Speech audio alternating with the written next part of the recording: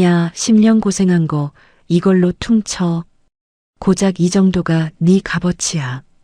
전 남편이 100만 원짜리 수표를 제 발밑에 던졌습니다.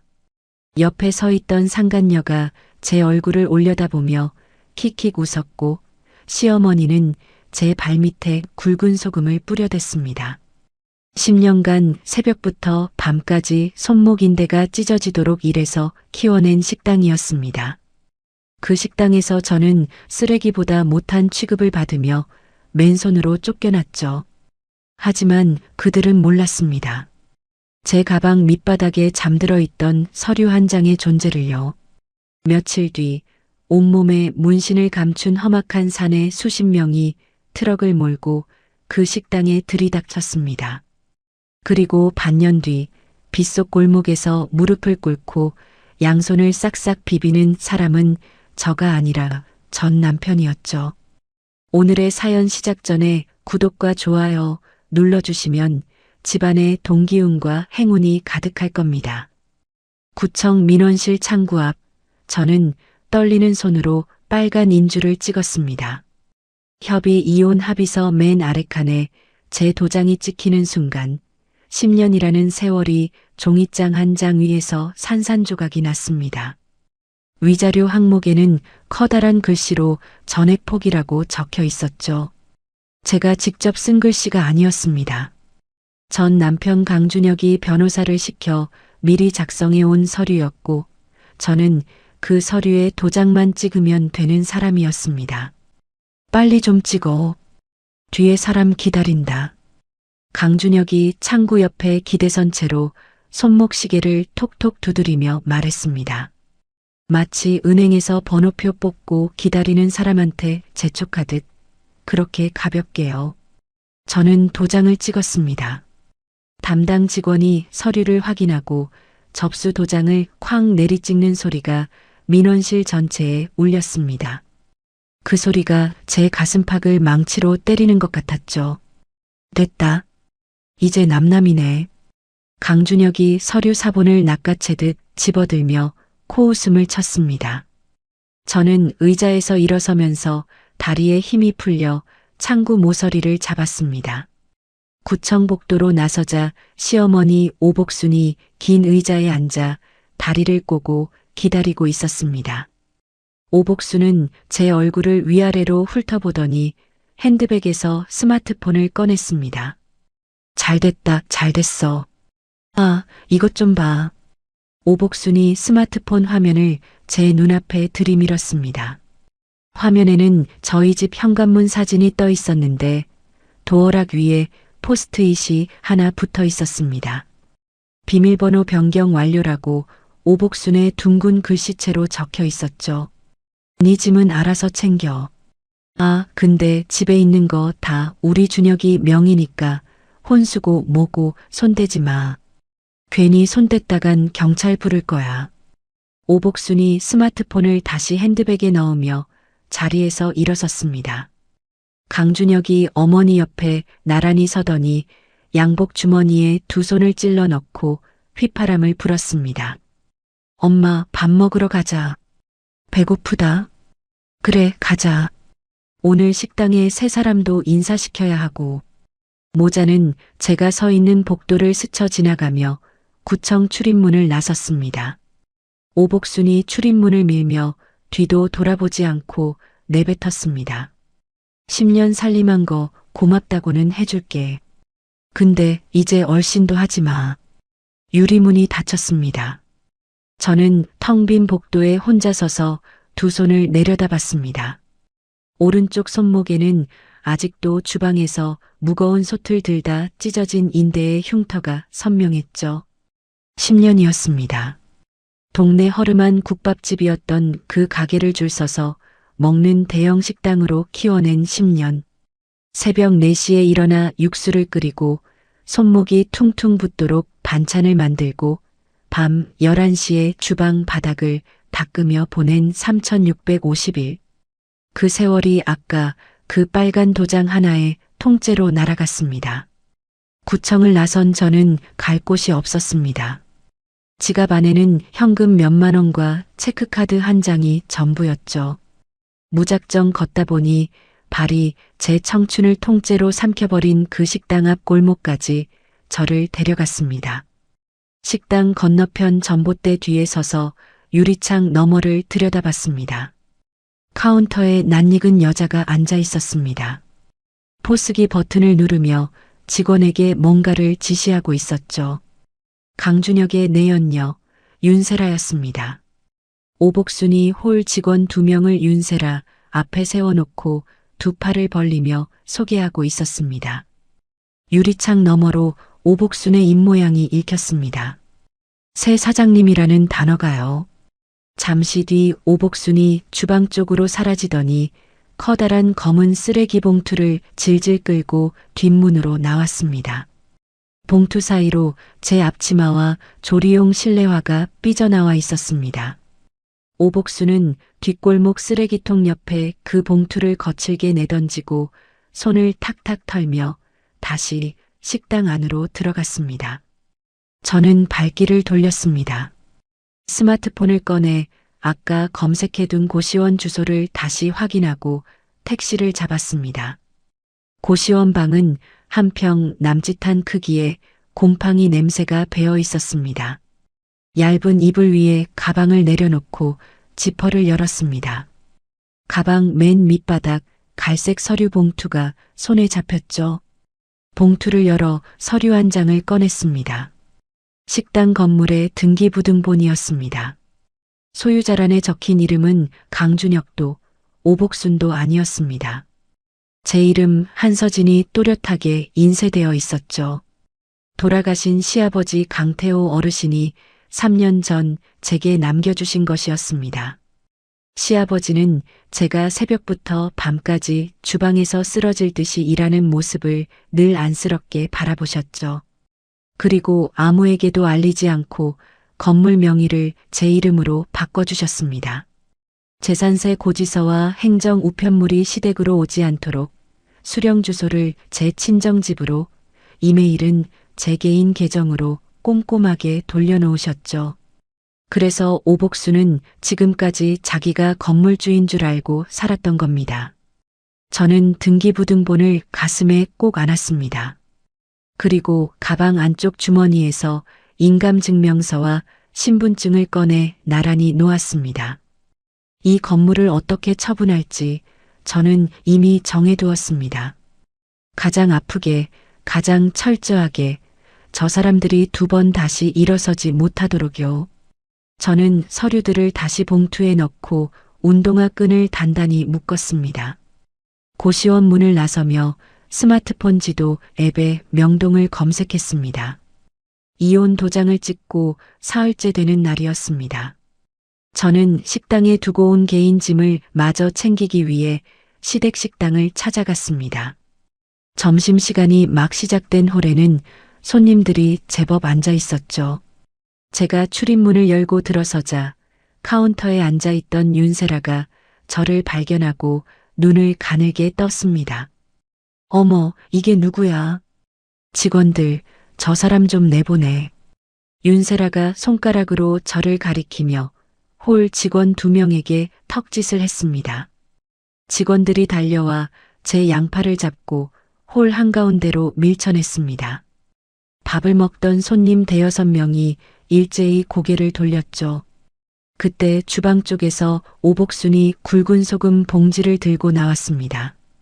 오복순은 제 발밑에 소금을 한 줌 움켜쥐어 확 뿌리며 이를 드러냈습니다. 재수 없는 것이 어딜 또 기어들어와. 나가 꺼져. 소금 알갱이가 제 구두 위로 흩어졌습니다.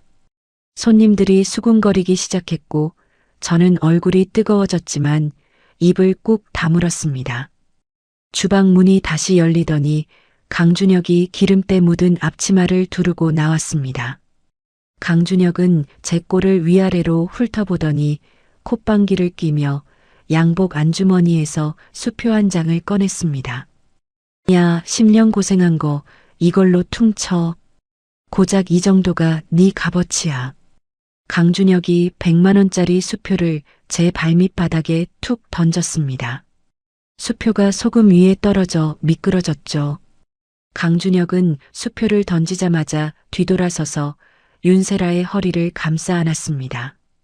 윤세라가 강준혁의 어깨에 머리를 기대며 제 얼굴을 빤히 올려다봤습니다. 언니, 주워가. 그거라도 어디야? 윤세라가 입꼬리를 올리며 카운터 위에 물컵을 만지작거렸습니다. 저는 바닥에 수표를 내려다봤습니다. 허리를 숙이는 대신 구두 밑창으로 수표를 밟고 지나갔습니다. 주방으로 들어가 선반 맨 위에 올려둔 제 개인 칼 가방만 조용히 챙겨 들었죠. 식당 문을 나서며 뒤를 돌아보지 않았습니다.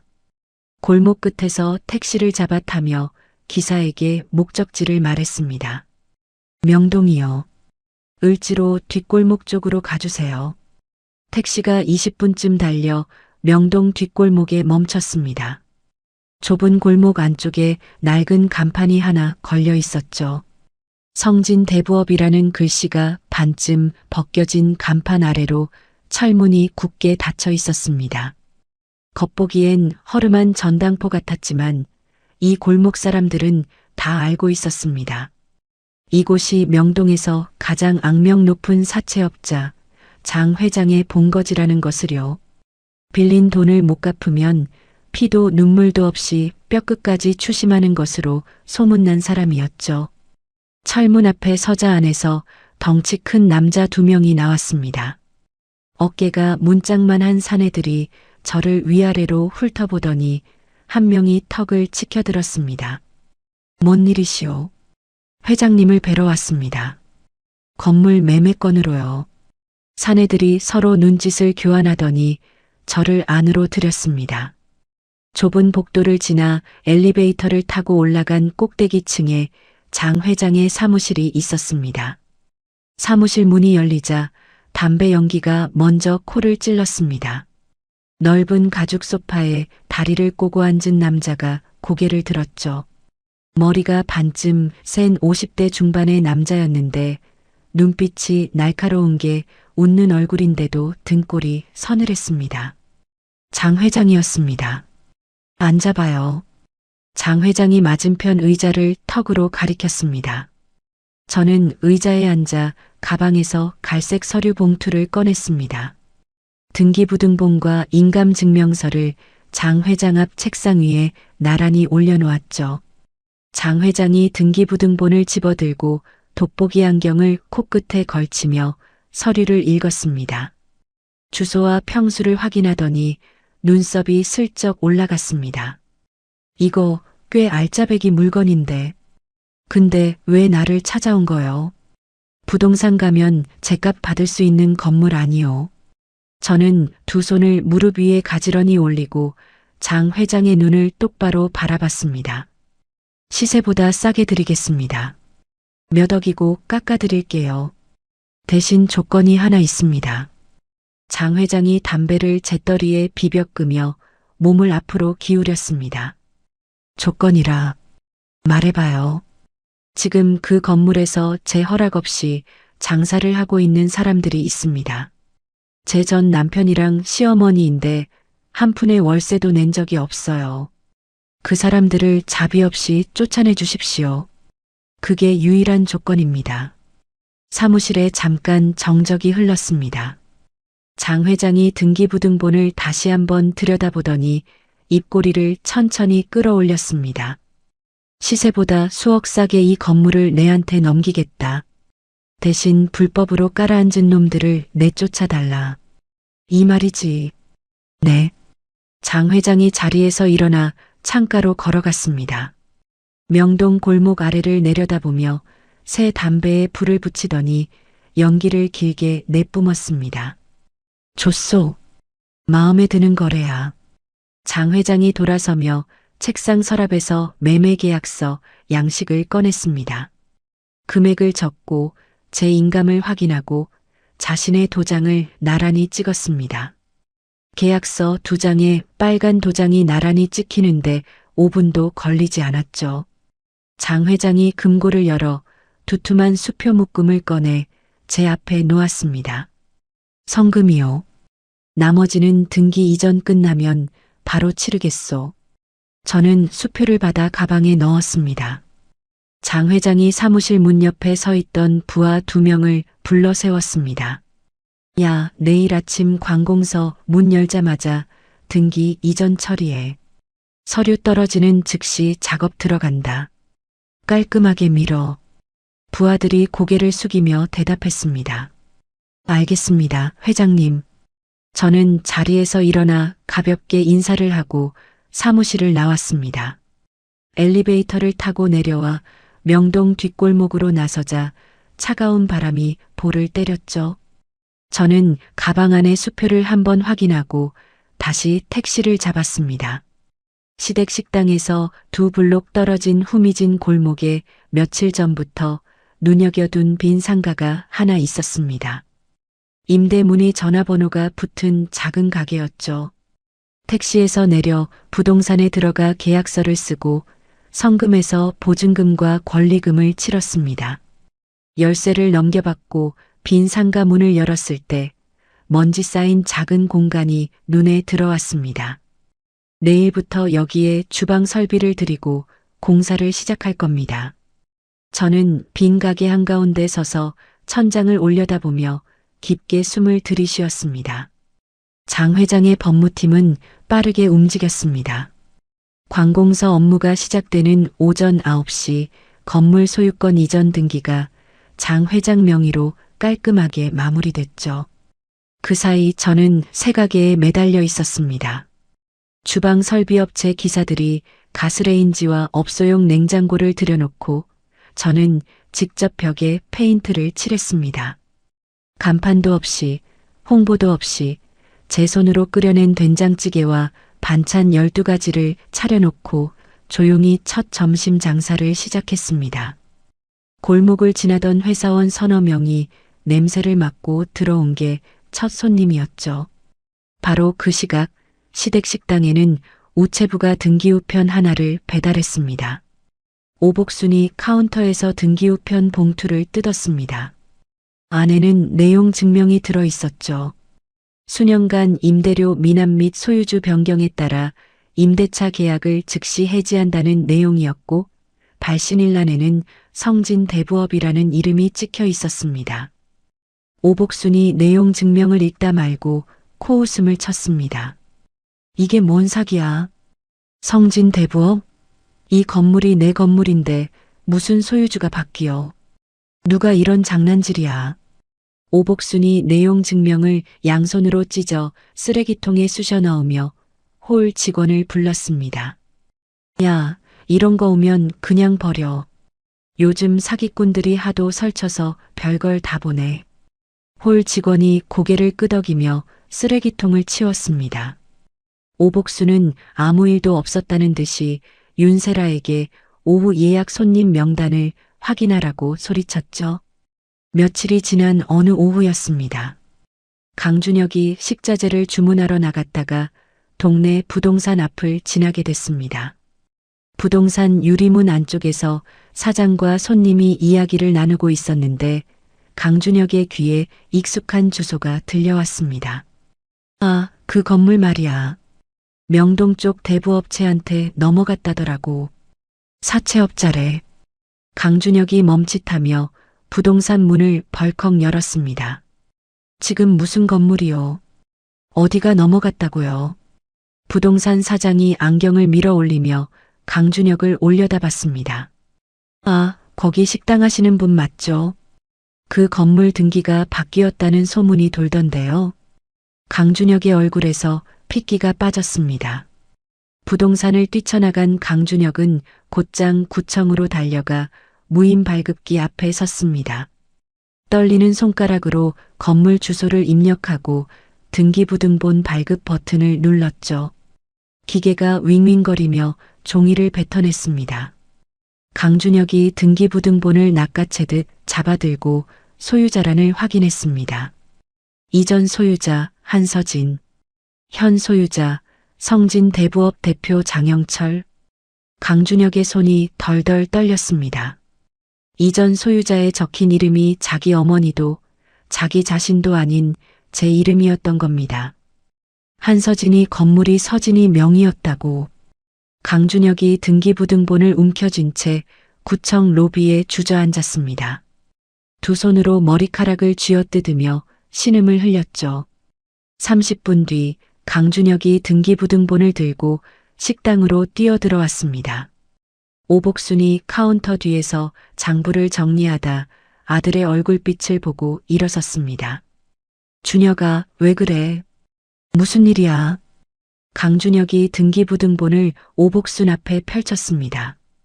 오복순이 돋보기를 코에 걸치고 서류를 읽어내려갔습니다. 이전 소유자, 한서진현 소유자, 성진 대부업. 오복순의 입술이 바들바들 떨렸습니다.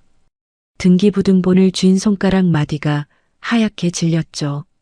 이게 무슨 소리야? 이 건물이 그년 이름이었어? 네 아버지가 이 건물을 그년한테 넘긴 거야? 오복순이 카운터를 손바닥으로 내리치며 소리를 질렀습니다.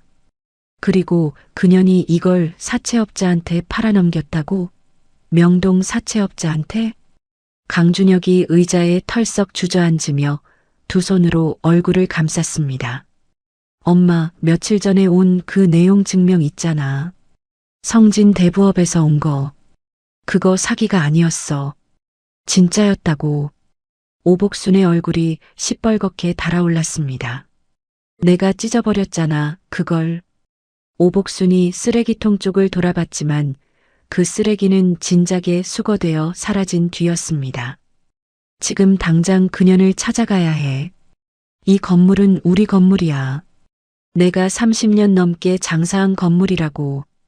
오복순이 앞치마를 벗어 던지며 출입문으로 달려가려 했습니다. 강준혁이 오복순의 팔을 잡아 세웠습니다. 엄마, 서진이가 지금 어디 있는지도 모르잖아. 전화도 안 돼. 그럼 찾아. 동네를 다 뒤져서라도 찾으란 말이야. 그날부터 강준혁과 윤세라는 동네 골목골목을 뒤지기 시작했습니다. 이틀을 헤맨 끝에 윤세라가 시댁식당에서 두 블록 떨어진 골목에서 작은 백반집 하나를 발견했습니다. 간판도 제대로 없는 가게 안에 제가 혼자 서서 국을 끓이고 있는 모습이 유리창 너머로 보였던 거죠. 윤세라가 강준혁에게 전화를 걸었습니다. 찾았어. 이 근처에서 백반집을 차렸더라. 지금 와. 30분도 지나지 않아 강준혁이 도착했습니다. 강준혁은 제 백반집 유리문을 발로 걷어찼습니다. 유리문이 벽에 부딪혀 쩌렁쩌렁 소리를 냈죠. 점심을 드시던 손님 네 분이 깜짝 놀라 고개를 돌렸습니다. 강준혁이 홀 한가운데로 성큼성큼 들어오며 고함을 질렀습니다. 한서진, 지금 당장 나와. 저는 주방 칸막이 뒤에서 국자를 내려놓고 홀로 나왔습니다. 건물을 팔아먹었어? 우리 식당 건물을 사채업자한테 팔아먹은 거야? 강준혁이 제 앞까지 다가오며 등기부등본을 제 얼굴 앞에 들이밀었습니다. 강준혁의 뒤를 따라 들어온 윤세라가 카운터 위에 반찬통을 팔로 쓸어 바닥에 떨어뜨렸습니다. 반찬통이 엎어지며 김치 국물이 바닥에 튀었죠. 이 도둑년이 시아버지한테 유산을 사기쳐서 빼돌린 거 아니야? 어디서 공동재산을 훔쳐? 윤세라가 제 앞에 서서 손가락으로 제 이마를 찔렀습니다. 강준혁이 손님들의 밥상 위에 놓인 국그릇을 팔로 쓸어 엎었습니다. 뜨거운 국물이 쏟아지며 손님 한 분이 비명을 지르고 자리에서 벌떡 일어났죠. 밥그릇이 바닥에 떨어져 산산조각이 났습니다. 저는 카운터 뒤로 물러섰습니다. 천장 구석에 설치해둔 CCTV의 빨간 불빛이 깜빡이는 것을 눈으로 확인했습니다. 각도가 홀 전체를 잡고 있었죠.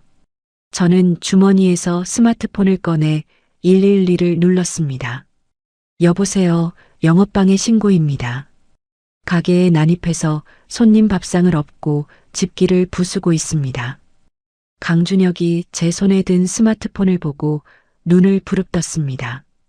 야, 끊어. 경찰은 무슨 경찰이야? 10분 뒤 경찰 2명이 도착했습니다. 바닥에 엎어진 그릇과 음식물, 깨진 반찬통을 본 경찰이 강준혁과 윤세라에게 수갑을 채웠습니다. 아닙니다. 이건 오해예요. 저 여자가 우리 건물을 팔아먹어서. 강준혁이 수갑을 찬 채 뒤를 돌아보며 악을 썼습니다. 돌려놔, 한서진. 그 건물 반드시 돌려받을 거야. 두고 봐. 저는 경찰에게 다가가 미리 뽑아둔 CCTV 영상이 저장된 USB와 부서진 집기에 견적서를 건넸습니다. 합의 생각 없습니다. 전부 처벌해 주십시오. 경찰차가 골목을 빠져나가고 저는 엎어진 밥상과 깨진 그릇 사이에 홀로 서서 행주를 집어들었습니다. 무릎을 꿇고 바닥에 국물을 닦기 시작했죠. 강준혁은 경찰서에서 조사를 받고 나오자마자 변호사 사무실로 달려갔습니다. 제가 건물을 판 것이 무효라며 소송을 넣어달라고 떼를 썼죠. 하지만 수년간 제 명의의 건물에서 월세 한 번 내지 않고 장사를 해온 사람이 무슨 권리를 주장할 수 있겠습니까? 변호사는 승산이 없다고 고개를 저었지만 강준혁은 억지로 수임료를 쥐어주며 소송을 밀어붙였습니다. 그 사이 장 회장 쪽은 쉬지 않고 움직였습니다.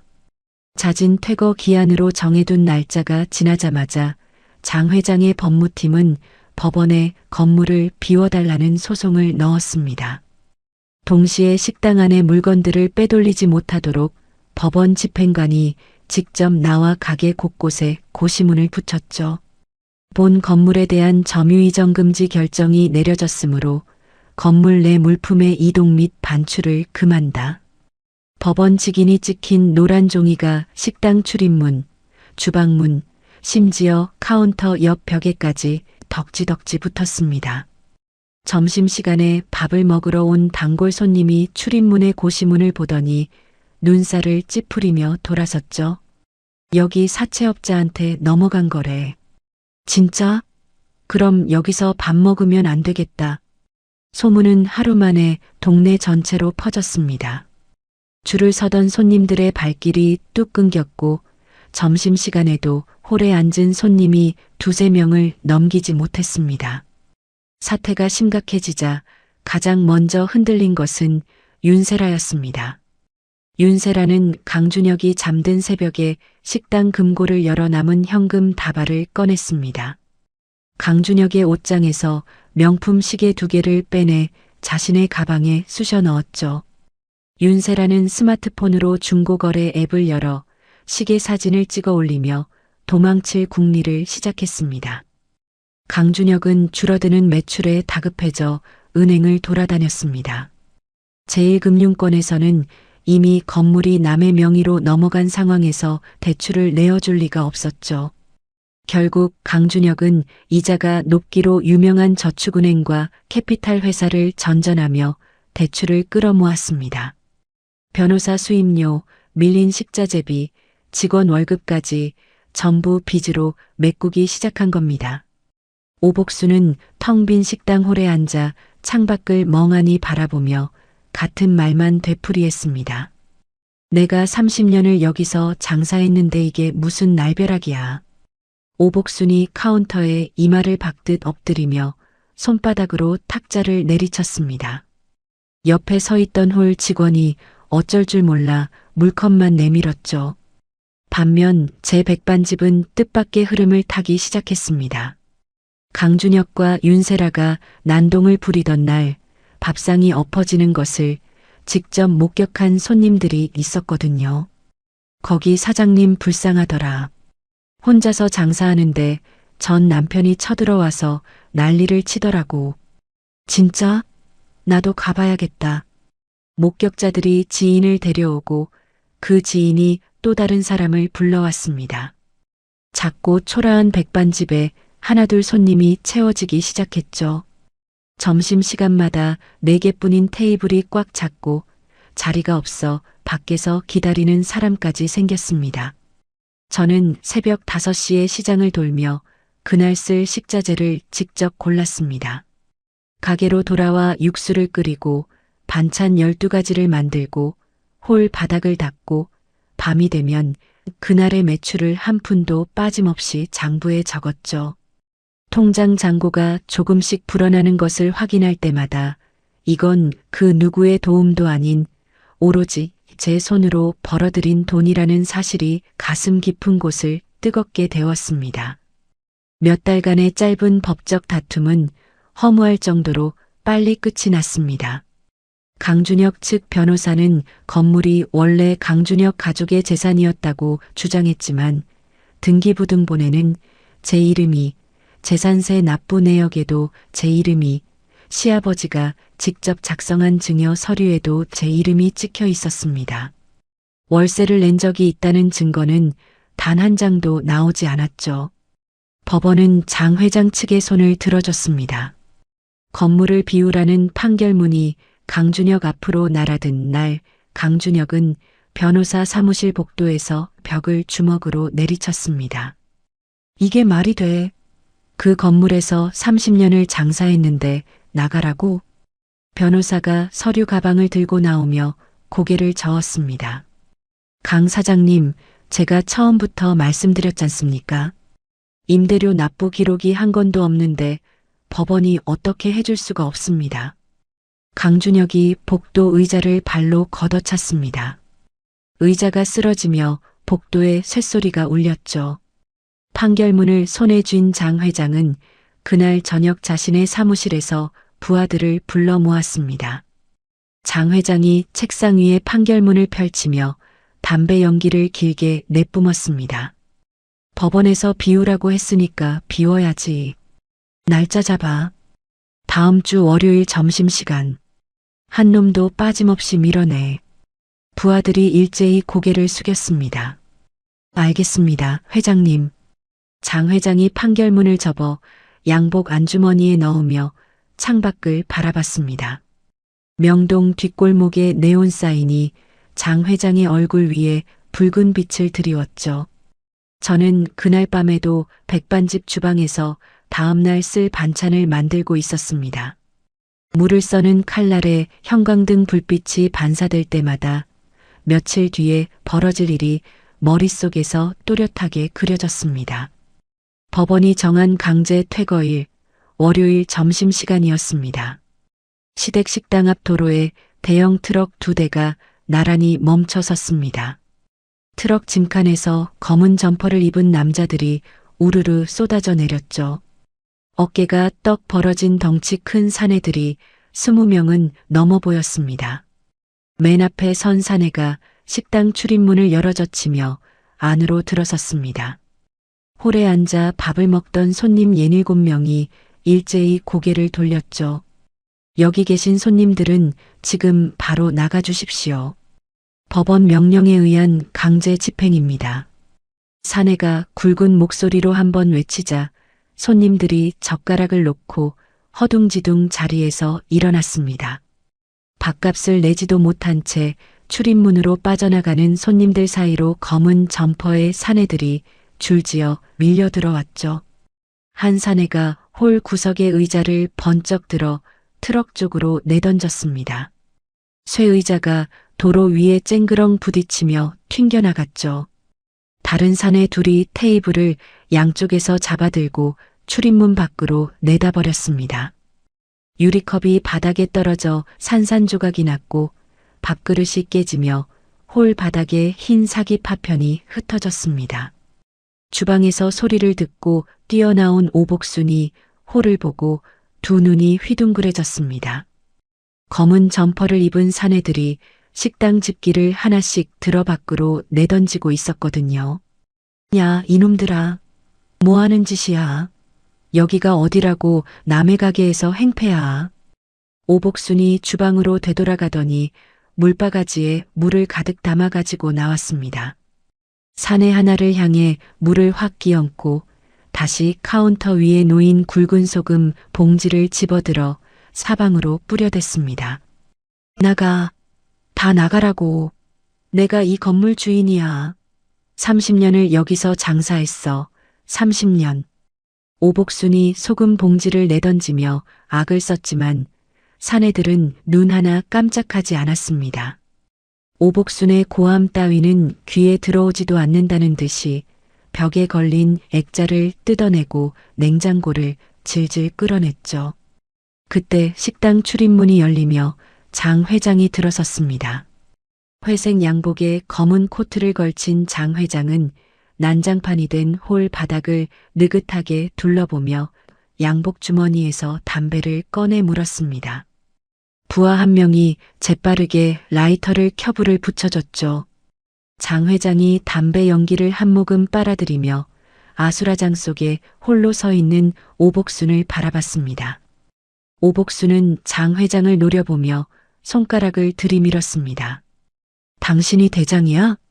당장 이것들 데리고 나가. 여기는 내 건물이라고, 이 사기꾼들아. 장 회장이 담배를 재떨이도 없는 바닥에 비벼끄며 오복순 앞으로 천천히 걸어갔습니다. 두 사람 사이의 거리가 한 걸음 남았을 때 장 회장이 양복 안주머니에서 접혀있던 서류 한 장을 꺼냈습니다. 어르신, 나는 명동에서 돈놀이하는 장영철이라는 사람이요. 이 건물 새 주인. 장 회장이 매매 계약서를 펼쳐 오복순의 얼굴 앞에 들이밀었습니다. 계약서 맨 아래에 찍힌 빨간 도장 2개가 오복순의 눈에 들어왔죠. 매도일란의 한서진, 매수일란의 장영철. 오복순의 눈동자가 매도일란의 제 이름 위에서 멈췄습니다. 한서진. 오복순이 계약서를 잡으려 손을 뻗었지만 장 회장이 서류를 슬쩍 뒤로 빼며 고개를 저었습니다. 만지지 마시오. 원본이니까.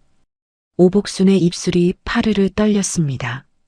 자신이 30년간 주인이라고 믿어 의심치 않았던 이 건물이 며느리 이름으로 되어 있었고 그 며느리가 자기 눈앞에 이 사내한테 팔아넘겼다는 사실이 한꺼번에 머리를 때린 겁니다. 그년이 건물을 당신한테. 오복순의 목소리가 가늘게 떨리다 끊어졌습니다.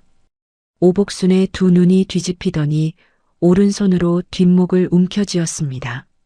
무릎이 먼저 꺾이고 상체가 앞으로 고꾸라지며 오복순이 식당 타일 바닥 위에 쓰러졌습니다. 입가에 거품이 부글부글 끓어올랐죠. 엄마. 주방 쪽에서 뛰어나온 강준혁이 바닥에 쓰러진 오복순을 껴안았습니다. 오복순의 몸이 축 늘어져 있었고 눈은 반쯤 감겨 흰자만 보였습니다. 엄마, 정신 차려. 엄마. 강준혁이 오복순의 뺨을 가볍게 두드리며 소리를 질렀습니다. 주변의 사내들은 멈추지 않았습니다. 주방에서 솥을 끌어내고 벽에 붙은 선반을 뜯어내는 소리가 쉴 새 없이 이어졌죠. 강준혁이 벌떡 일어나 장 회장에게 달려들었습니다. 주먹을 치켜들어 장 회장의 얼굴을 향해 휘둘렀죠. 하지만 주먹이 닿기도 전에 양옆에서 사내 2명이 강준혁의 팔을 낚아채 비틀었습니다. 강준혁이 무릎을 꿇리며 바닥에 얼굴이 눌렸습니다. 차가운 타일 바닥에 강준혁의 뺨이 짓눌리며 신음이 새어나왔죠. 이 손 나. 장 회장이 강준혁을 내려다보며 코트 주머니에 손을 찔러 넣었습니다. 여기 물건 하나라도 빼돌리면 그땐 나한테 빚진 거요. 내 돈 떼먹은 놈이 어떻게 되는지는 동네 사람들한테 물어보시오. 그 틈에 카운터 뒤에 있던 윤세라가 금고를 열었습니다. 금고 안에 남은 현금 다발을 가방에 쓸어 담고 주방 뒷문 쪽으로 몸을 숨겼죠. 뒷문을 열고 골목으로 빠져나가려는 순간 밖에서 지키고 있던 사내 하나가 윤세라의 가방끈을 잡아챘습니다. 어디 가시오? 윤세라가 가방을 놓지 않으려 버둥거렸지만 사내가 가방째 윤세라를 잡아당겨 골목 바닥에 내동댕이 쳤습니다. 가방이 열리며 현금 다발이 더러운 골목 바닥에 흩어졌죠. 119 구급차가 도착했습니다. 구급대원 2명이 들것을 들고 식당 안으로 뛰어들어왔습니다. 오복순이 들것에 실려나가는 와중에도 사내들은 작업을 멈추지 않았습니다. 간판을 뜯어내고 남은 집기를 모조리 도로변 펜스 밖으로 내던졌죠. 냄비, 국자, 식탁, 의자, 간판 조각이 도로 위에 쓰레기처럼 널브러졌습니다. 저는 길 건너 제 백반집 창가에 서 있었습니다. 유리창 너머로 그 모든 것이 보였죠. 10년간 저를 식모 취급하던 사람들이 자기들의 탐욕으로 쌓아 올린 것들과 함께 길바닥으로 쏟아져 나오는 모습을요.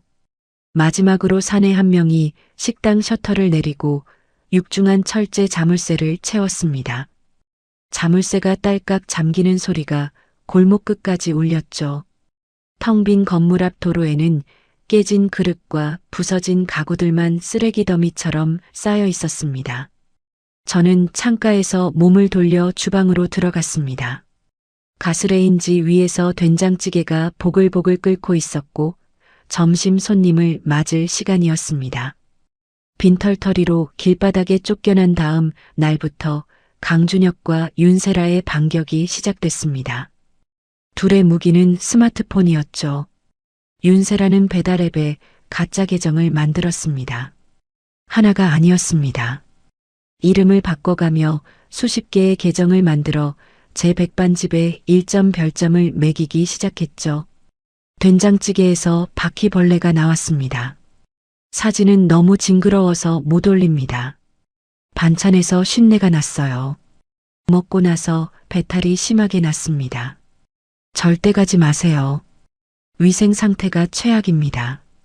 주방이 어떤 상태인지 상상도 하기 싫네요. 하루에 서너 개씩 매일같이 악성 리뷰가 올라왔습니다. 윤세라는 계정마다 문체를 조금씩 바꿔가며 마치 여러 사람이 쓴 것처럼 꾸몄죠. 강준혁은 더 교묘했습니다. 지역 주민 수만 명이 가입한 인터넷 맘카페에 익명으로 가입했습니다. 당근마켓 동네생활 게시판에도 새 계정을 팠죠. 강준혁이 올린 글의 제목은 이랬습니다. 시아버지를 속여서 유산을 가로채고 시어머니를 길거리에 내쫓은 동네 식당 사장의 실체를 알려드립니다. 글 안에는 사실과 거짓을 교묘하게 뒤섞어 놓았습니다. 며느리가 치매 걸린 시아버지를 꼬드겨 재산을 빼돌렸다. 평생 장사한 시어머니를 길바닥에 내쫓고 건물을 사채업자에게 팔아먹었다. 불쌍한 시어머니는 충격으로 쓰러져 병원 신세를 지고 있다. 제 백반집 상호와 대략적인 위치까지 적어 놓았죠. 자극적인 제목과 억울한 시어머니의 이야기에 사람들이 몰려들었습니다. 글은 하루 만에 조회수 3,000을 넘겼고 댓글이 수백 개 달렸죠. 세상에 저런 며느리가 있다니 소름 끼치네요. 치매 걸린 시아버지한테 도장 찍게 한 거 아니에요? 이거 사기 아닌가요? 저 식당 절대 안 갑니다. 불매합니다. 댓글창이 분노로 불타올랐습니다.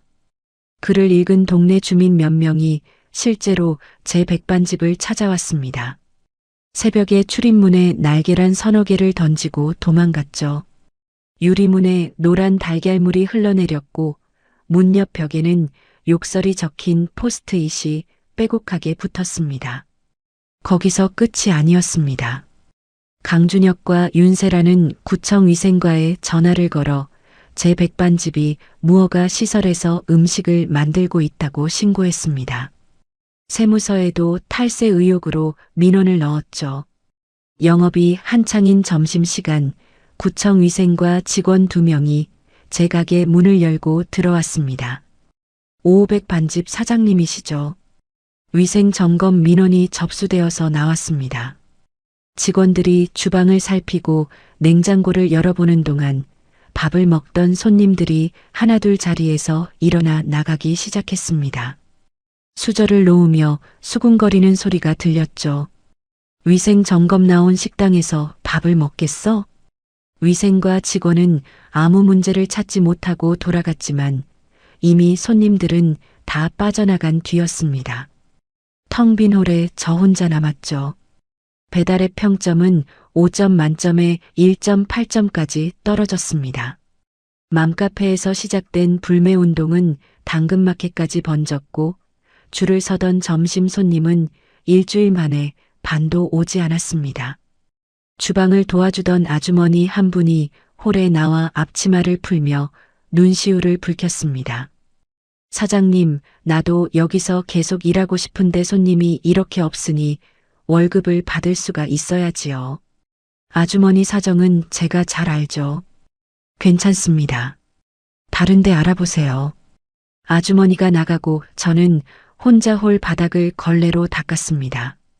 무릎을 꿇고 테이블 다리 밑을 닦는데 출입문 쪽에서 그림자가 드리워졌습니다. 고개를 들자 강준혁이 서 있었습니다. 두 손을 주머니에 찔러 넣고 텅 빈 홀을 둘러보며 입꼬리를 올리고 있었죠. 장사 잘 되나 보네. 손님이 바글바글하다.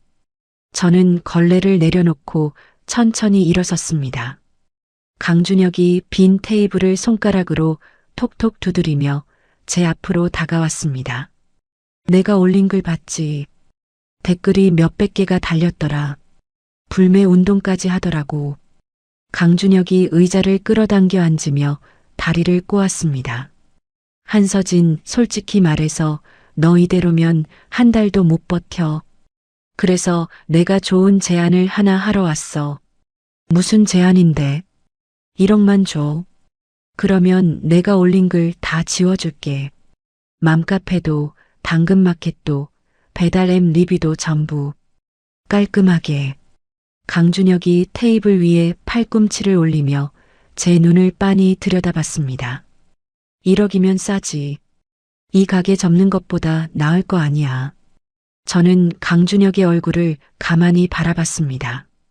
오른손을 앞치마 주머니 안으로 넣어 스마트폰 화면을 더듬었습니다.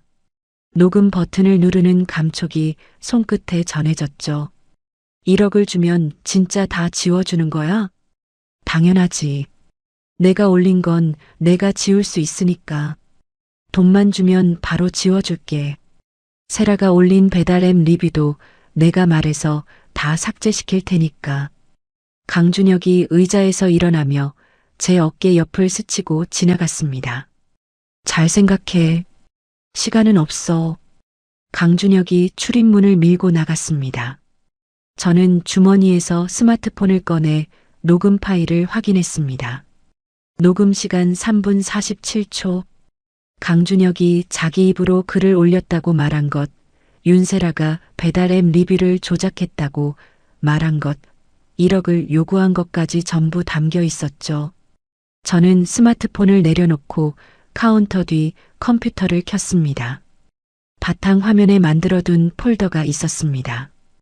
폴더 안에는 건물 등기부등본 사본, 제 이름으로 납부된 수년치 재산세 내역, 강준혁의 외도를 증명하는 사진들, 위자료 전액 포기가 적힌 협의 이혼 합의서, 강준혁과 윤세라가 제 백반집에서 난동을 부리다 경찰에 끌려가는 CCTV 영상 캡처본이 날짜별로 정리되어 있었습니다.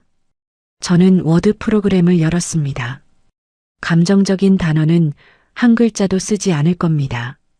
서류와 증거만으로 누가 거짓말을 하고 있는지 보여줄 겁니다. 저는 키보드 위에 손가락을 올리고 첫 문장을 타이핑하기 시작했습니다. 며칠 뒤 이른 아침, 저는 컴퓨터 앞에 앉아 완성된 글을 마지막으로 한 번 더 읽었습니다. 감정적인 문장은 전부 지웠고 서류와 증거 사진의 순서를 다시 한번 확인했죠. 마우스 커서를 업로드 버튼 위에 올려놓고 숨을 한번 깊이 들이쉰 뒤 클릭했습니다. 지역 맘카페와 당근마켓 동네생활 게시판에 글이 동시에 올라갔습니다. 허위 사실로 고통받고 있는 500 반집 사장입니다. 글의 첫머리에 건물 등기부등본 원본 사진을 올렸습니다. 소유자란에 찍힌 제 이름과 날짜가 선명했죠. 바로 아래에 제 이름으로 납부된 수년치 재산세 고지서 내역을 나란히 붙였습니다. 개인정보 부분만 모자이크 처리하고 나머지는 그대로 보이게 했죠. 이 건물은 돌아가신 시아버지께서 제게 직접 명의를 넘겨주신 건물입니다. 재산세도 수년간 제가 납부했습니다. 치매 걸린 시아버지를 속였다는 주장은 사실이 아닙니다. 그 아래에 협의 이혼 합의서 사본을 첨부했습니다. 강준혁의 외도가 이혼 사유로 적혀 있었고 위자료 전액 포기 항목이 또렷하게 보였죠. 제가 남편의 외도로 이혼을 했고 위자료도 한 푼 받지 못했습니다. 가정을 파탄낸 것은 제가 아닙니다. 다음으로 CCTV 영상 캡처본 4장을 순서대로 올렸습니다.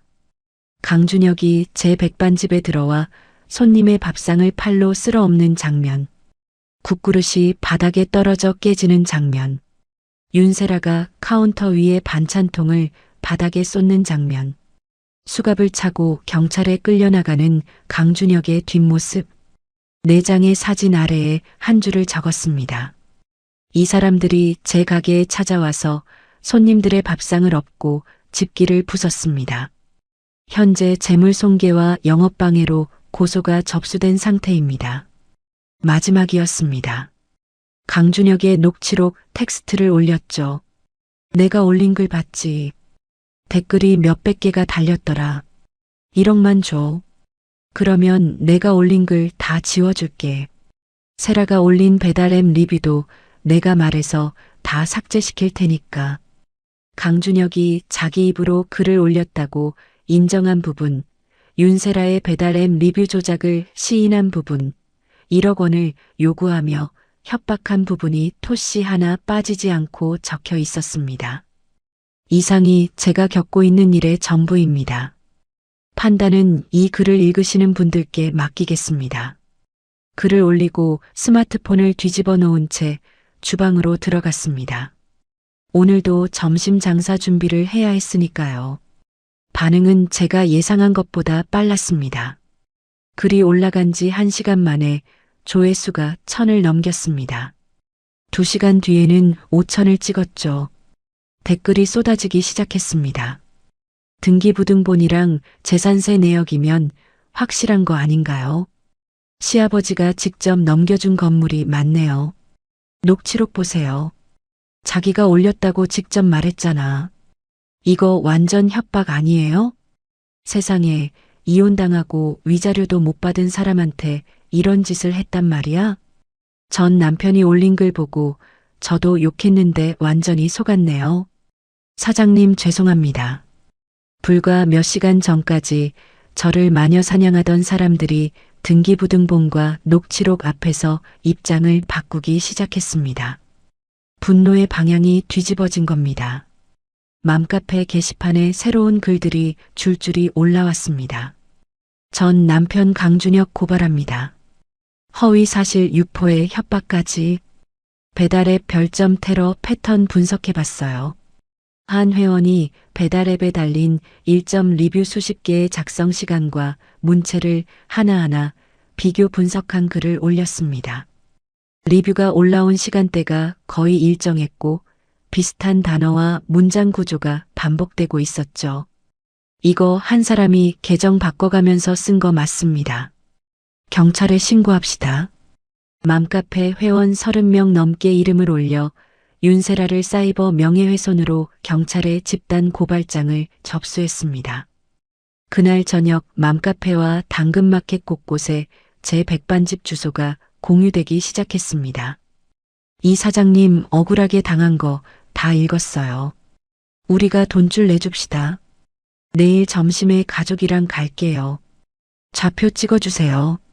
배달앱으로 주문할게요. 다들 5점 리뷰 달아주세요. 다음날 아침 7시 가게 문을 열려고 셔터를 올리는데 눈을 의심했습니다. 가게 앞 골목에 사람들이 줄을 서 있었거든요. 10명, 20명이 아니었습니다. 골목 끝까지 줄이 이어져 있었죠. 맨 앞에 선 아주머니가 저를 보며 손을 흔들었습니다. 사장님, 맘카페 보고 왔어요. 힘내세요. 뒤에 서 있던 젊은 부부가 고개를 끄덕이며 말했습니다. 글 다 읽었습니다. 저희가 많이 먹고 갈게요. 저는 고개를 숙여 인사했습니다. 목이 메어 말이 나오지 않았죠. 주방에 들어가 가스불을 켜고 육수 냄비를 올렸습니다. 혼자 일할 수밖에 없었습니다. 반찬을 담고 밥을 퍼서 내고 그릇을 치우고 다시 반찬을 담았죠. 손이 4개라도 모자랄 지경이었습니다. 배달앱에는 주문 알림이 쉴 새 없이 울렸습니다. 포스기 화면에 주문이 쌓여 스크롤을 내려도 끝이 보이지 않았죠. 5점 리뷰가 줄줄이 달렸습니다. 사장님 된장찌개 진짜 맛있어요. 맘카페 보고 왔는데 단골 될 것 같아요. 응원합니다. 앞으로 자주 올게요. 점심시간이 끝날 때까지 테이블이 한 번도 비지 않았습니다. 밖에서 기다리는 줄이 줄어들 기미가 보이지 않아 저는 죄송하다고 고개를 숙이며 매진 안내를 붙여야 했죠. 그날 저녁 강준혁에게 경찰서 출석 통보가 날아갔습니다. 허위 사실 유포와 영업방해 혐의였습니다. 맘카페에 올린 글과 녹취록이 증거로 첨부되어 있었죠. 강준혁은 경찰서에 끌려가 강도 높은 조사를 받았습니다. 조사실에서 나온 강준혁의 얼굴은 홍당무처럼 빨갛게 달아올라 있었다고 나중에 들었습니다. 그날 이후 강준혁은 동네에서 얼굴을 들고 다닐 수 없게 됐습니다. 편의점에 들어가면 직원이 알아보고 수군거렸고 길을 걸으면 지나가는 사람이 스마트폰을 들어 사진을 찍었죠. 맘카페에 얼굴이 공개된 건 아니었지만 좁은 동네에서 소문은 빛보다 빠르게 퍼졌습니다. 강준혁이 10년간 조강지처를 부려먹고 버렸다는 것. 상간녀를 데려와 식당에 앉혔다는 것. 건물에서 쫓겨나자 인터넷에 가짜 글을 도배하고 1억을 뜯으려 했다는 것. 동네 사람 모두가 알게 됐습니다. 저는 그날 밤 가게 문을 닫고 혼자 주방 바닥에 쭈그려 앉았습니다. 하루 종일 쉬지 않고 움직인 2다리가 후들거렸죠. 스마트폰을 꺼내 배달 앱을 열어보니 5점 리뷰가 화면을 가득 채우고 있었습니다. 평점이 1.8점에서 4.6점으로 올라가 있었죠. 스마트폰을 가슴에 안고 천장을 올려다봤습니다. 형광등 불빛이 눈에 들어와 눈물인지 불빛인지 모를 것이 볼을 타고 흘러내렸습니다. 반년이 흘렀습니다. 제가 팔아넘겼던 시댁식당 건물은 완전히 다른 모습으로 바뀌어 있었습니다. 장 회장의 자본이 투입되어 번듯한 대형 프랜차이즈 매장이 들어섰고 밤낮 없이 환한 불빛을 밝히며 손님들로 북적였죠. 그 건물 앞을 지나갈 때면 오복순이 소금을 뿌리던 홀도 제가 새벽부터 육수를 끓이던 주방도 흔적 없이 사라졌다는 것을 실감했습니다. 강준혁은 완전히 무너졌습니다. 무리하게 끌어다 쓴 대출 이자가 눈덩이처럼 불어났고 억지로 밀어붙인 소송에서 진, 뒤, 장 회장 측이 걸어온 손해배상 청구까지 겹쳤죠. 수억 원의 빚더미에 깔린 강준혁은 제대로 된 일자리를 구할 수도 없었습니다. 건설 현장과 물류 창고를 전전하며 일용직으로 하루하루를 버텼지만 번 돈은 고스란히 빚 갚는데 빨려 들어갔죠.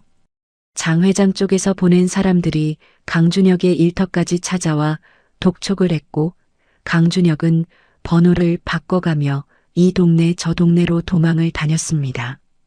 윤세라는 진작에 사라졌습니다.